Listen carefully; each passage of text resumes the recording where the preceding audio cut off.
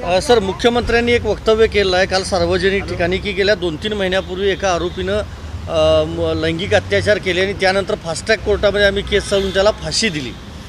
किती खोटं बोलावं आणि कसं खोटं बोलावं हेच तर महाराष्ट्राला लांछन आहे ना. खोटारड्यांचा महाराष्ट्र, भ्रष्टाचाऱ्यांचा महाराष्ट्र, दुराचारांचा महाराष्ट्र असं हे सरकार आहे. आणि त्या सरकारचा मुखिया इतकं धादांत खोटं बोलतो. महाराष्ट्रातील जनतेने आता तरी समजावं बरं.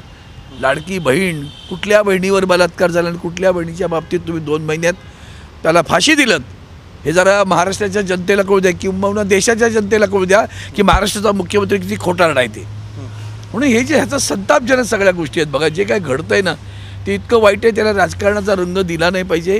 कारण हा संबंध म्हणजे आमच्या महिलांच्या जीवनावर आलेला आघात आहे. तो तिच्यावर जेव्हा येतो तेव्हा कुटुंबावर येतो. लक्षात ठेवा. ती कोणी असेल, स्त्री, ती आपली मुलगी आहे, बहीण आहे, पत्नी आहे, आई आहे, मावशी आहे, त्या सगळी ही नाती आहेत. ती नातीच विसरली गेली जात आहेत आता. आणि ज्या पद्धतीनं उभ्या महाराष्ट्रात, खास करून महाराष्ट्रात, देशात सुद्धा जे सुरू आहे ते पाहिल्यानंतर अतिशय मन विदीर्ण होतं. म्हणजे शब्दापलीकडचं आहे ते सगळं. 3 वर्षाच्या मुलीवर जेव्हा बलात्कार होतो तेव्हा कुठली विकृती म्हणजे कळतच नाही. विकृती शब्दसुद्धा त्याला परिपूर्ण आहे का? इतकी विकृती समाजात जात असेल आणि ती निर्भय असेल जसा समाज की असं केलं तर आमचं कोण वाकडं करतं. हे जे ह्या सरकारने दाखवून दिलेलं आहे. म्हणजे सातत्यानं कुठलाही गुन्हा करा पण तो जर आमचा असेल तर त्याला शासन होणार नाही. हे जे त्यांनी असं अधोरेखित करून ठेवले त्यामुळे हे धारिष्ट्य अधिक वाढले असं मला वाटतं. आज JPCC मीटिंग होते सर, काय भूमिका असणार आहे? मला वाटतं आमची भूमिका ठाम आहे की मुळात अशा कायद्यांची गरज काय हा पहिला विषय आहे. कोणाच्याही धार्मिक पद्धतीमध्ये, कारण आपल्याला संविधानाने अधिकार दिलेला आहे की धर्माचरण प्रत्येकाने आपापलं कसं करावं त्याला मुक्त स्वातंत्र्य आहे. त्याच्यामध्ये मुळात घुसण्याची काय गरज होती कळलं पाहिजे. आणि तुम्हाला इतकं जर त्या जमिनींचा आहे तर अयोध्याच्या जमिनींचा घोटाळा पहिला बाहेर काढा.